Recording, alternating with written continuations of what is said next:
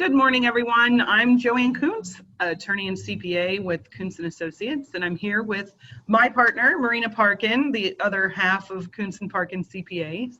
And today we wanted to bring you a little bit different spin on some of the business information we've been providing to you. So we're joined today by the infamous John Cipher.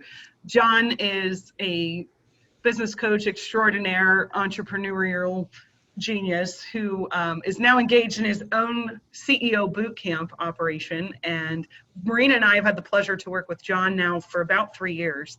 And we have seen quite a bit of growth and internally in our organization, and also with our ability to provide some different advice to our business clients. So when you see the regular business lawyer, it's the contracts, it's the vendor agreements, it's subcontractor agreements. This allows us to broaden and deepen the relationship that we can have, because now we're more of a team member and less of a vendor. We're able to provide that information and overall kind of, Marina always calls it therapy, financial therapy and counseling about the business, not just the legal or tax implications of it. So thank you so much John, for being willing to join us today. My pleasure. It's been great working with you. And I just want to say to the audience, if you were expecting the lovely ladies of Kuntz Parkin, you're going to be mistaken. You're stuck with me today. So. Well, if tax season keeps going this way, Marina and I are going to end up with your same hairdo. So at the rate we're running. So today we wanted to help you get on board with how to think like a CEO and how to, not like a CPA, like a CEO. Please don't do that. And, no, even the CPA doesn't want to think like the CPA anymore. We really wanted to kind of do a little bit of a cursory dive into not how to run your business better, not how to be smarter, not how to increase your technical acumen in your business, but really how to increase that kind of emotional quality of your business so that it's running better, stronger, and more efficiently from a management standpoint. So John, who has allegedly never had a job in his life, is about to drop the knowledge on us. So thank you. Well, thank you. Yeah, I have never had a job. I've had companies. It's kind of like a disease, but my first company I started in 1979. It was a waterbed store, if any of you are old enough to remember what waterbeds are. It was the only company I've had that didn't make money. But after that, I learned something, I think, and they have made money. So this is about how to think like a CEO. And if you want a copy of this deck, here's my email. I'll show it at the end as well. Do tell me which deck you want, because I do several of these. And if you just say, I want that deck, I won't know which one. And since for about 25 years now, I've been working with other business owners, and that's really where I've learned a lot of what I've seen and what I can share with you today is from my clients. So I want to thank them for that. Here's how to take notes. You don't have to write what you see or hear, because if you want a copy of that, I can send it to you. It won't be on the final because there is no final, but write down what you'll do. So as we're talking today, you'll get ideas of things to do. Some of them will be business related, some of them won't. Just write down those ideas and then put them into action. That's the most critical thing. So I said there'll be no final, but there will be a quiz. This is the only quiz, and that is the purpose of a business is to create blank. So take a minute, fill in the blank. Usually when I give this talk, people have answers like to create value, to create wealth, to create a change for good, to create amazing products, etc. Those are all really good answers. They're wrong, but they're really good answers. And the reason they're wrong is because the real answer comes from a guy named Peter Drucker. And Drucker put this study of management basically on the map in the 20th century. Worked with companies from GM, worked with nonprofits like the Girl Scouts, worked with startups. And he said the purpose of a business is to create a customer. If you don't create a customer, then you don't have a business. You may have a nice product, you may have a hobby, you may have a charity, but if you want to create wealth, value, a thing for good in the world, you need to start with creating a customer. And a customer is somebody who pays you. Well, why do they pay you? They pay you because they get value. And if you think about the last time you spent money, whether it was for a cup of coffee, a parking space, a computer, a house, whatever it was, you wanted that thing more than you wanted that money. And I was giving this talk at a college in Connecticut where I used to live. And that very day, I had replaced my water heater. So I can tell exactly that I wanted hot water more than I wanted $1,100 because I knew that's what I spent today for hot water. And that's what happens when somebody pays you is they expect value. So the first rule of CEO thinking is we don't talk about, oh wait, that's Fight Club, sorry. The first rule of CEO thinking is see the value as the customer defines it. And you may think, well, value is value. What I make is great, you know. That's true, but customers may actually prefer, in addition to what you think is the value, something else. I'll give you an example. When people hire contractors to come work at their house, one of the most common complaints is they don't show up or they don't call when they're going to be late. So it has nothing to do with the work. You expect the work to be good enough, but that communication, that timeliness, that punctuality is actually part of the value. And that may be why they will pay maybe a little bit more for a different contractor. One time I wanted to get a back scratcher. And so I looked on Amazon and they had these wonderful back scratchers for $20 and all this. I just wanted a cheap, crappy one. So I went to the dollar store. That was the value to me, was that it was $1. So depending on what your customers think is the value, that's the value you have to provide. And the action to do about that, and we'll put all these actions together in a list at the end, but you should just ask. Ask your customers what they value, why they like what you do, why they picked you, what they get out of it, how their life is different. See that value from their perspective and give them more of it, and you'll do a lot better. So that's number one. Number two And let me is, jump in there yeah, before you even run. That go was ahead. one thing that John kind of challenged us on early in our relationship was we were like, well, he's like, why do people use you? And we were like, well, we're funny and we're easy to talk to and we give things in plain English. And he's like, well, maybe people don't want a funny CPA. Like you think that's a selling point, but maybe your clients don't. And so we had to kind of pull it apart and retool and just reevaluate. Turned out after we did survey our people and do the exercises that we were given, people do like funny CPAs because that's unusual. You don't find that everywhere. But just to the point of what you think you're selling may not be what they actually want. Your product might still be fantastic, but it may affect the messaging. And that was kind of a interesting exercise, at least. Even if you're right, then it reassures you, and you know yes. You can do more of that. You can now exploit it. You can say you don't need to be so buttoned up because you're appealing to people who want that personal interaction and that fun and that kind of thing. So nobody can serve everybody, which is great. So find the ones that value what you're good at and that kind of thing. So yeah. Great point. Thank you. So the second piece is you are not your company. Here's what I mean by that. Simple. But the reason it's good to separate mentally, emotionally, is because it's easier to make changes and to do experiments and to be wrong so you can learn to be more right if you have that mental and emotional separation. Think of a CEO of a big corporation. It's a job for them. They're not usually there for their lifetime. Many of them are there for 5-10 years, maybe less, and then they move on and they become CEOs of something else. Doesn't mean they don't have passion about it, but they understand that they're separate. And the reason that they're separate is, especially when you're starting out, you give things to your company and it gives things to you.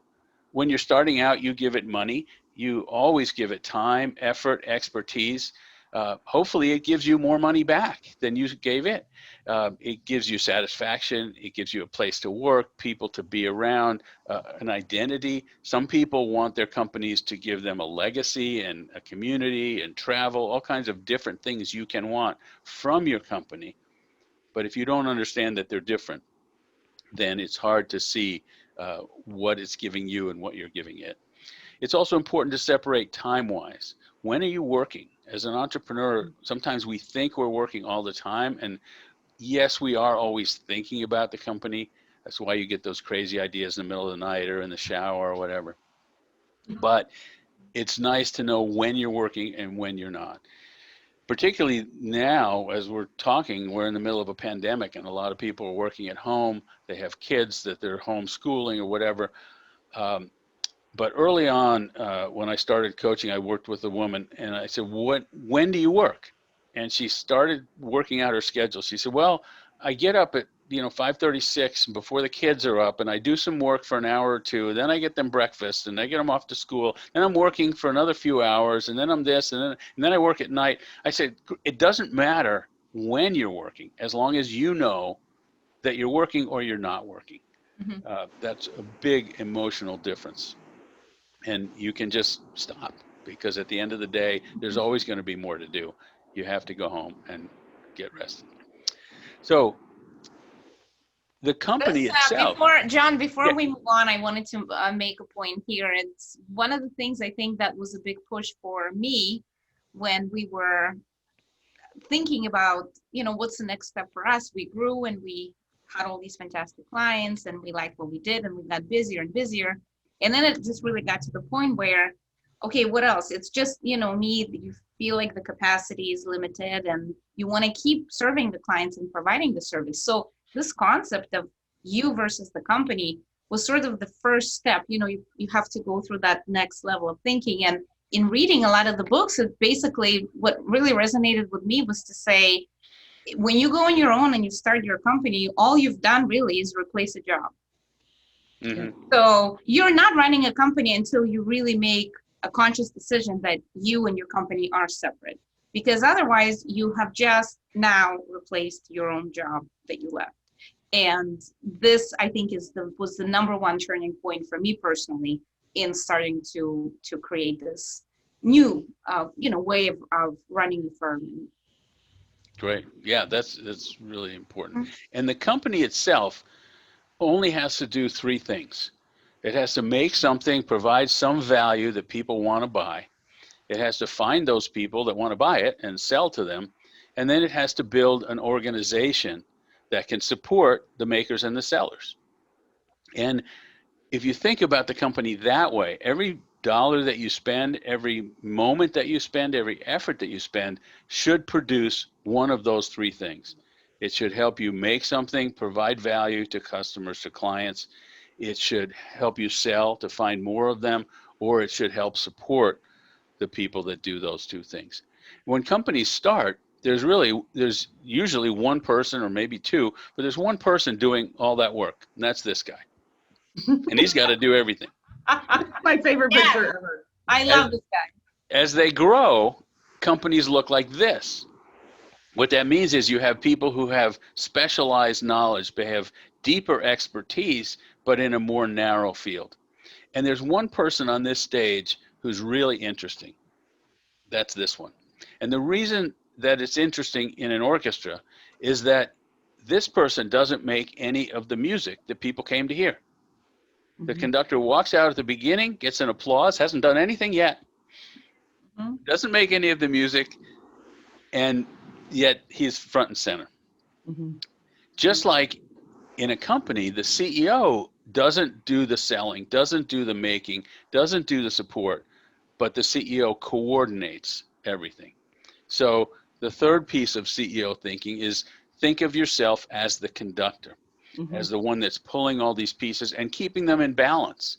It's the conductor that makes sure that everybody's playing in the right pace, at the right volume, and that kind of thing. But then you say, go ahead. No, go ahead. So then if you're the conductor, who's playing the music? Well, unless you have a multinational organization, the CEO function is generally not a full-time job. So you're also the musician. And it probably feels like this. And you balancing all these hats, it's very confusing. And the reason it's confusing is most people think of their job as one thing. It's whatever's on your business card. Mhm. Oh, I'm the chief analyst for XYZ. I'm the sales VP of whatever. But in reality, you perform several functions. And the smaller the company, the more functions more people perform. So what do we mean by a function? Well, a function has four parts. And it's got something that starts it, that's the trigger. Got an input, a transformation, and an output. The simplest example is to think of payroll as a function. So the trigger is it's every other Wednesday. The input is people's hours, salaries, times, deductions, etc. The transformation is the calculations that the payroll company does, and the output is money gets into people's bank accounts and reports get sent to the right place. But every part of your company is a function like that. And if you separate the functions based on their output, it will be much easier to scale, to organize, to think about, and to coordinate them as a CEO. To say, oh, even if it's yourself that's doing a lot of these pieces, you can say, when am I doing my making? When am I doing my selling? How am I keeping those things in balance? Because especially as the company grows, you want to make sure that the people who are selling the stuff that people can make, and the Mhm. people who are doing the making can make the stuff that's going to get sold. Um, so if you separate those functions, and each of these, the make, sell, and support, they all break down into lots of different functions, sub-functions underneath them as the company scales. But as a CEO, you just want to make sure that you're thinking about them separately. And there's a great tool for this, especially in a smaller organization. And that tool looks like this. And you take a calendar and you put in blocks of time where you're going to do your making, your selling, your supporting, whatever. When you do something like this, I always say leave some white space.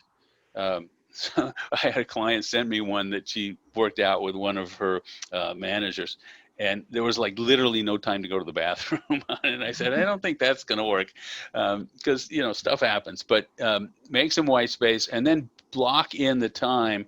This is when I'm going to focus on making. This is when I'm going to focus on selling. This is when I'm going to focus on building that support in my organization. And as the company grows, you at the owner or the CEO, you will actually do less of the making and less of the selling and more of the support. So that green section will be bigger. So the number four way of CEO thinking is think about everything as a function, not just jobs. A function has an output, and most of your people are probably doing multiple functions at I different. also wanted to jump in, John, about the time, the calendar. Yeah. This to me has been absolutely fantastic, and I have learned over time to actually be realistic about my time. So yes, to not just allocate time to go to the bathroom, but actually allocate time to get into the mode of thinking that I'm about to do. So if I'm about to work on my business and do the high level stuff, let's say Joanne and I have a day where we're going to discuss marketing and we're going to read some material, or we're going to work on the messaging and work on stuff like that. You have to be in the right frame of mind. This is not something that I can easily do when I get to my desk, sit down, it's 9 o'clock, okay, I'm ready to do market. It just doesn't work like that. You got to give yourself time to kind of stew in it a little bit and get into it. And basically when you're doing something that also is not natural to you, because this is the kind of stuff we didn't learn in school, and I didn't learn to do this until I started running my own business. So whereas I can come in and sit down and start doing tax return at 9 o'clock and I'm in it, when I'm doing that higher level running of the company functions, I need a little bit more time. So I've become realistic and not say, well, you know what, I'm just going to spend an hour doing this. It doesn't work. It takes me half an hour just to get in the mind frame. And so I found for me, what really worked is allocating at least half a day to things that I know I needed to really get into mentally before I was able to really get any productive work out of it. So that's just my perspective, and it has really helped both Joanne and I to do that. And for Joanne and me, it's some things we do together and some things we do separate. And the other thing that has helped us is to block the same amount of time, even if we are working on completely different things. but we're accountable to each other that this is the time block when we are working on our business. And that accountability with a business partner has also been huge for us.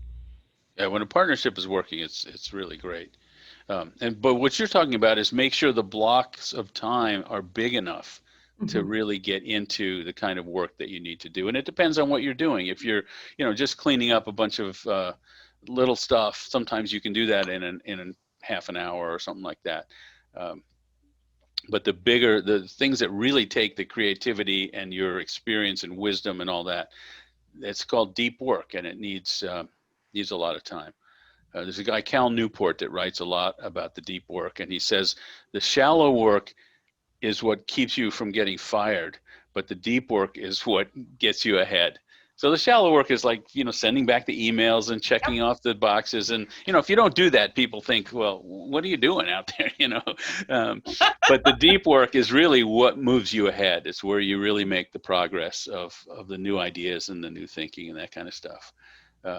So yeah, that's great. And we, as humans, we're terrible at figuring out how much time something's going to take. Somebody said if we were as bad negotiating space as we are negotiating time, we'd be bumping into walls and dropping things all over the place. It's just we're just bad at it. The most reliable way to project how long something's going to take is how long did something similar take the last few times you did it. If you haven't been keeping notes, you probably don't know. That's another good reason to use something like this to track your time. But the point here is that when you're spending your time, it's on a function and not a job. And your people's time the same way. You should be expecting an output from each of the functions that you have people doing. And that's, as the CEO, how you can coordinate stuff. So this is basically the outlook. The CEO is coordinating everything that's making, selling, supporting. And one of these, like it says on Sesame Street, one of these things is not like the other. And the one that's different is the circle, the conductor, the CEO stuff. And the reason that that's different is because CEO work tends to not be urgent, but it's very important. So I want to show you this guy, Jeff Bezos, richest man in the world, founder of Amazon.com. When I often talk about him, I say, who here has less money than Bezos? And when everybody raises their hand, all that says is, I've never been in a room where Jeff Bezos is and asked that question. But then I ask the next question, who has less time than Bezos? He has the same 24 hours in a day that we have. And that's why CEO time is very critical. And because it's not urgent, you need to block it in. So when you're making your time blocks, you need to block in some time for CEO time. You can do it whenever you want. You can do it at, beginning of the week, end of the week, middle of the week. Some people do it Sunday night before the week, whatever. Block in a time. And Winston Churchill said, he was a famous nap taker, and he said, I'm going to take a nap and I don't want to be disturbed unless there's an emergency. And I further define emergency as the armed invasion of the British Isles or the building being on fire. You need to put that kind of protection around your CEO time so that you don't get interrupted. I often encourage people, when they don't have partners particularly, to take their CEO time away from their office. Mm-hmm. If you can do it at home, if you can do it, used to be able to go to coffee shops, people don't do that so much anymore, but library in a park or whatever. And the things that you work on in your CEO time fall into these categories. You may have seen this grid before. It's actually called the Eisenhower Matrix, but Stephen Covey put it in a couple of his books and it's made it popular. Things are either urgent and important, not urgent and important, urgent and not important, or neither one. And the CEO time falls into that quadrant number 2. It's the stuff that's important but not urgent. And one of the ways to tell is if somebody else is setting the deadline, that's urgent. If nobody else is setting the deadline, then it's up to you. It's probably not urgent, and those important things are what you want to work on in CEO time. And what I suggest is you get a notebook. It can be electronic, it can be physical, whatever you enjoy. I actually use OneNote for mine. But that's the time you sit down, you get all your thoughts out. There's a whole list I have of different kinds of pages you can put in your notebook. Decisions that you've made, thoughts about your people, thoughts about marketing. You just want to get your ideas out of your head into some place. Many of your ideas are going to be lousy, but the best way to have a lot of good ideas is to have a lot of crappy ideas, because the more ideas you have, the more some of them will be good. And write them down, put them in a notebook. Spend that time I suggest every week, at least a couple hours, to do nothing but work on your business. That's the time when you get those thoughts out. That might be the time when you reach out to people. There's relationships that you want to start. You can do some outgoing emails and phone calls. Do not take any incoming emails and phone calls in your CEO time, because then somebody else is setting the agenda and not you. But so some of the things that you've probably written down already about things that you want to do, they could go in your CEO notebook. So I also found getting out of the office has also been key for Joanna and myself. yeah, Removing yourself from just the office environment, and it just gets you're in different space for thinking. It's been critical for us to do that sort of thinking in a different space. that's great. And you're not as distracted by all the things in your computer and in your office and whatever. And it's harder for your people to find you. So, which is a good thing. So these are the 5 points rather of CEO thinking. And I have the fifth one in red because it's really the most important. If you will do that, you can do these other ones during your CEO time. That might be the time when you call up some customers and say, what do you value about us? That may be some time when you think about how do you separate yourself from your company or work as the conductor. Think about the different functions in your organization. If you don't block out a couple hours a week to do that CEO time, it's not going to happen. So I just want to leave you with that thought. This guy is not a CEO. And the reason is he's been thinking a lot, but he's been sitting there for, I don't know, 100 years maybe.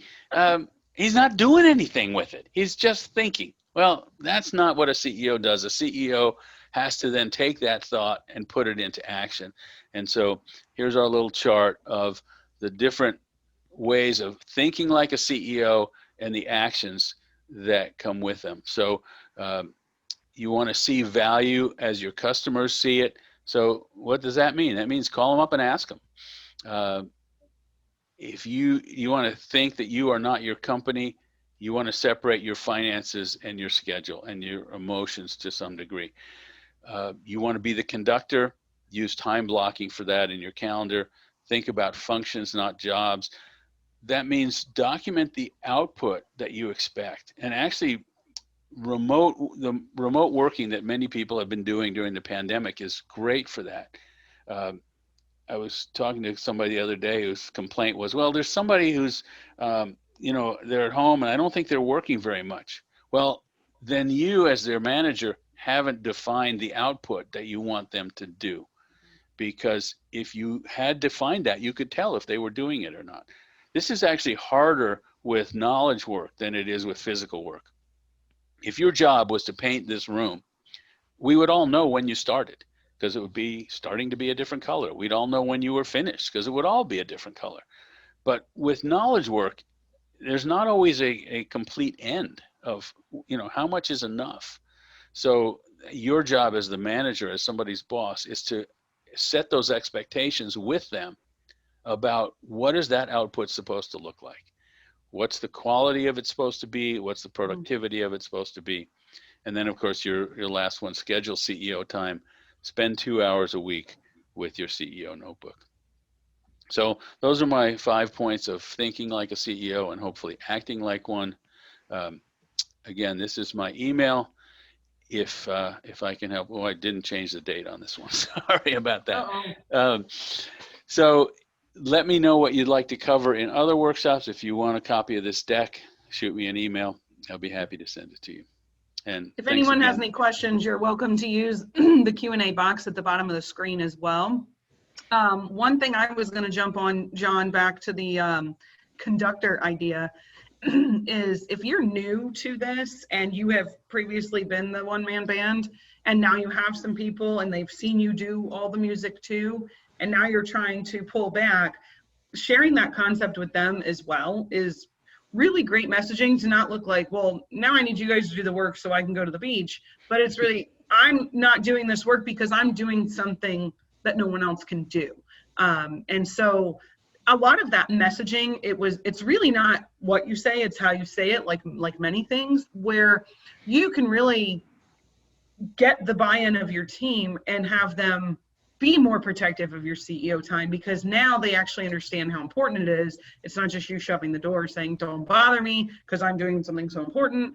If you are cognizant about how you roll that out, especially if this is a change for you, if you were just ineffectively doing it and now you're effectively doing it, people on the outside may not notice that.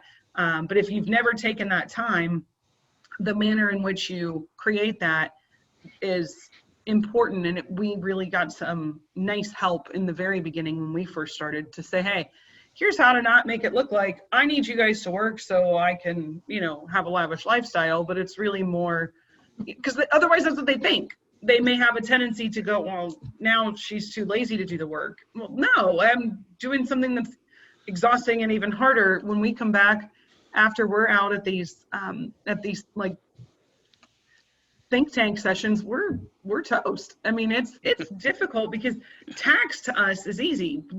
Real estate closings is easy. That's what we're good at. This requires work to get good at, and it is it's frustrating and it's exhausting. And the last thing I'll say about it is it's also good to have that notebook so that you can flip through and go, yeah, well, 2 years ago, this was our big problem and we're laughing at that today. Or look how, it's easy to get frustrated with how far you have to go. Oh, we still have systems to document. We still have this, we still have that. Then when you can flip through that notebook, you can say, wow, we have done already so much more than we anticipated that we could have ever possibly accomplished. And so it's refreshing to kind of look down to the bottom of the mountain and see how high up you've come. Yeah, this has been a big point for us because we are very hard on ourselves. We are probably our own worst critic, and we push each other. And I know Joanne and I, we as much as it's great for us to work together, sometimes we both get into the same mind frame of we have to do more. Okay, what's the next step? And let's do it. And we just bounce that off of each other. And then sometimes it has to take one of us to say, okay, slow down, step back. Let's pull up those notes from 3 years ago when we went on our very first quarterly conference and we didn't even know what hit us, and look at all the issues we wrote down and look at what we have done. Mm-hmm. And it's really celebrating where you are before you take, your deep breath and get ready for the next thing that you're about to do. That is critical, where you reward yourself and you recognize that you have done the work. It's, you have moved your business forward for sure. Yeah, because we, as business owners, we're always dealing with problems. Mm-hmm. And so it can look like you're not making progress if all you're doing is thinking of the problems that you're dealing with. And it's really good to look back and go, oh yeah, we had some victories there. Mm-hmm. John, I have to say, over time, as I'm talking to my clients and my other, business owner friends about the work that you have done with us, and the question that I sort of get first is, or, the issue that kind of is the first thing to deal with is losing control a little bit of the actual work. People are always, they say, well, you're doing this time and who's doing the work, and how am I going to integrate other people in my business, and how will I delegate and let go? That has been something that I often get asked on. Okay, the first step, now I blocked one day where I'm going to do my CEO stuff, but the work is still there. So now I need to delegate that work, and I'm bringing on an employee or a subcontractor, or, kind of, how would you suggest that first initial, this is my first person I'm bringing on to help me. Yeah. you know, That's a great what are some question. things? Entrepreneurs have a reputation of being control freaks. Mhm. And some of us are, I admit, but I think most of the time the reason they get that reputation is because entrepreneurs tend to be intuitive and not procedural. And what I mean by that is if you think about a chef or a cook who makes really good food but doesn't follow a recipe, they just know how to do it. They have a sense when you delegate to somebody. First of all, there's a lot of frustration if that other person doesn't just get it. And then you can sense when it's going off the rails, so you grab it back. You go, no, you can't do it that way. And I know how to do it, forget about it. The solution is to try to take that wisdom and that intuition in your head and put it into a process, put it into a recipe, put it into a procedure so that the other person can do it the way, or at least have the output be what you want it to be. But also, you can now see in the middle of the process when it's going off the rails, and you can correct it. So you don't have to just wait till the cake comes out of the oven and go, oh, that doesn't work. You can say, wait a minute, the oven's not at the right temperature, or we haven't, mixed everything properly, or there's this whole process during which you can make those changes. And that's the hard part of delegating, is thinking through what it's supposed to look like at these different stages, so that you can then have a process where I know if it's going off the rails, I can delegate with confidence and not have to grab it back because I have these intermediate reports. For people who are first starting out, the very first hire I almost always recommend is somebody who can be an administrative assistant to what you're doing, not somebody to help you do the work, help somebody to help you do your work better. But then as you grow the organization, you'll have other people that do that work. And you want to make sure that the wisdom that's in your people's heads gets into a process. That's a good question. Yeah, absolutely. Well, John, I can't thank you enough. This has been spectacular.